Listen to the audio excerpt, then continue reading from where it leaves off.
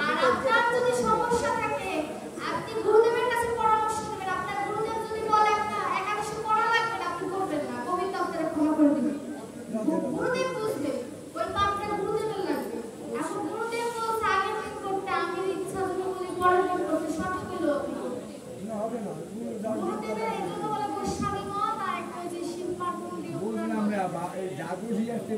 একাদশী ভাই কেমনি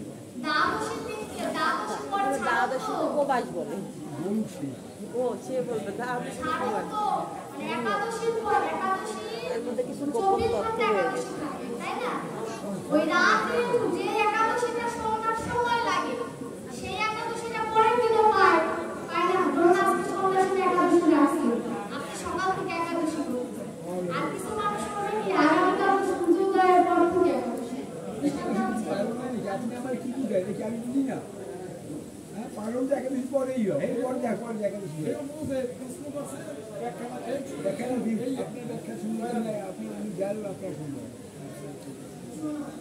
ওই যে একাদশীটা বিশেষ করে একাদশীটা সব একাদশী মিলে বছরে 7-8টা একাদশী ঝামেলা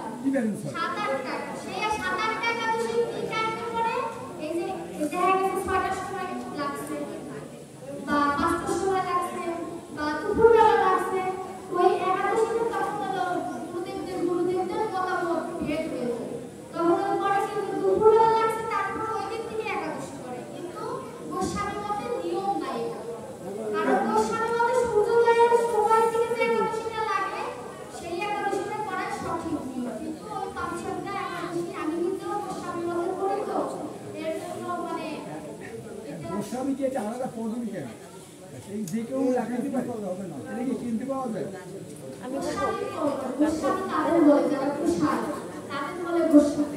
গুরুদেবরা সমর্থন সেটা একমাত্র ইসকন ছাড়া আমি একটা কথা বলি আমাদের যদি ইসকন আমার মাথায় থাকো একমাত্র শিশু তো বলতেই দেয় আমার গোস্বামী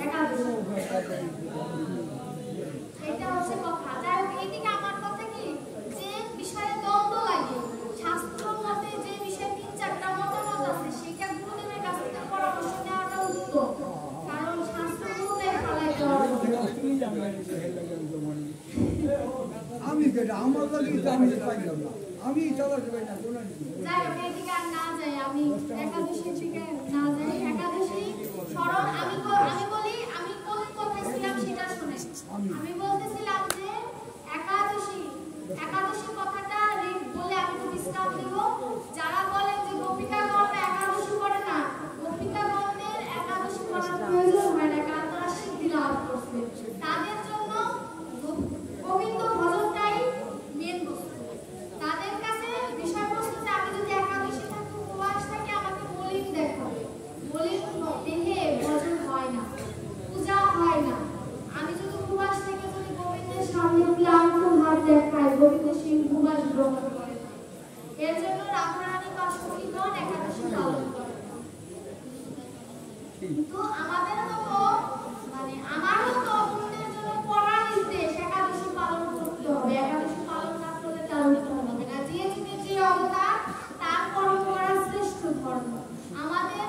যুগে গোড়া কোথাও নাম দিয়েছে নাম করা না জিনে দয়া নামে রুচি বৈষ্ণব সেবন ইহা হতে শ্রেষ্ঠ আর নাহি সনাতন এই 3টি ভজন আমাদের জন্য মুখ্য ভজন এই 3টি ভজনে আমাদের মতি থাকতে হবে সময় অনেক হয়ে গেছে আমার ভক্তদের চরণে একটি নিবেদন আমি ভাগবত কথা বিশ্রামে রাখবো তার আগে একটি নিবেদন যে কেউ কারো গুরুদেবকে অসম্মান করবে যার যার কাছে তার গুরুদেব শ্রেষ্ঠ আমি জগৎগুরু আশ্রম থেকে দীক্ষিত একজন ইসকন গৌড়ীয় মঠ থেকে দীক্ষিত হতে পারে একজন ঠাকুর পরিবার থেকে দীক্ষিত হতে পারে যার যার গুরুদেব তার কাছে শ্রেষ্ঠ কেউ এমনি সিদ্ধি লাভ করেনি সবাই ভজন করে সিদ্ধি লাভ করছে প্রভুপাদ ভজন করছে জগৎবন্ধু ভজন করছে নরোত্তম ঠাকুর ভজন করছে অনুকূল ঠাকুর ভজন করছে হরিচাঁদ ঠাকুর ভজন করছে ভজন ছাড়া কেউ আসে না সুতরাং এক একজনের ভজন এক এক রকম কিন্তু সবাই ভজন করছে ওই যে 4টা রাস্তার গন্তব্য এক যত যাই করো সত্যই পরম ধীমতি সত্যই পরম ধর্ম সত্যমত ঠাকুর মন্দির তৃষ্ণা করার প্রয়োজন নাই গোবিন্দ দর্শন দেবে আর ভজন সাধন করলে কিন্তু মুখের বাক্য শুদ্ধি হলো না ভজন সাধনে লাভ নাই এর জন্য বাক্য শুদ্ধি করতে হয় দেহ শুদ্ধি করতে হয় মন শুদ্ধি করতে হয় সকল কিছু শুদ্ধ যদি হয় হা কৃষ্ণ কুমার হলাম বলে সেই চরণে নিয়োজিত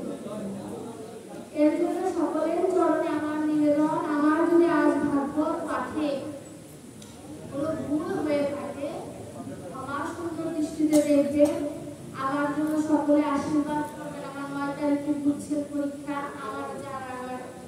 বোনের ওর জন্য আশীর্বাদ করবেন। আমরা যেন আপনাদের ভজনে থাকতে পারি, আপনাদের চরণে থাকতে পারি। আপনাদের কি বলবো, উপযুক্ত তার হতে পারবো না, কিন্তু যেন চেষ্টা করতে পারি, যেন ভজনে থাকতে পারি আর আপনাদের সঙ্গ যেন করতে পারি। আর কারোর যদি আমাকে আবার আমার ইচ্ছা থাকে, আমার মায়ের কাছে কার্ড আছে, কার্ড নেবেন আর আমার জন্য আশীর্বাদ করবেন, আমার মার জন্য আশীর্বাদ করবেন। তিনি আমাকে এই পথে এনেছে। মায়ের যে একটা গুণ, এই কথাটা না বললেই নয়। আমি প্রত্যেকটি মাকে উদ্দেশ্য করে বলবো যে সকালবেলা গীতা হাতে তুলে দিবেন বই তোলার আগে, দেখবেন যে সেই ছেলে বা সেই মেয়ে আপনাকে বৃদ্ধাশ্রমে পাঠাবে না, আপনাকে কটু কথা বলার আগে 10 বার চিন্তা করবে। সব ছেলে মেয়ে কম বেশি কটু কথা বলে, কিন্তু পরে অনুশোচনা বোধ একবার না হলেও একবার আসবে। আমার গীতা এতটা মধুর শাস্ত্র।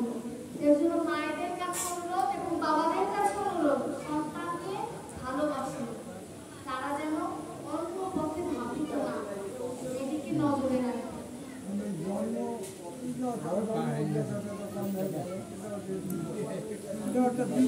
আমি বিশ্রাম রাখি, ভাগবত কথা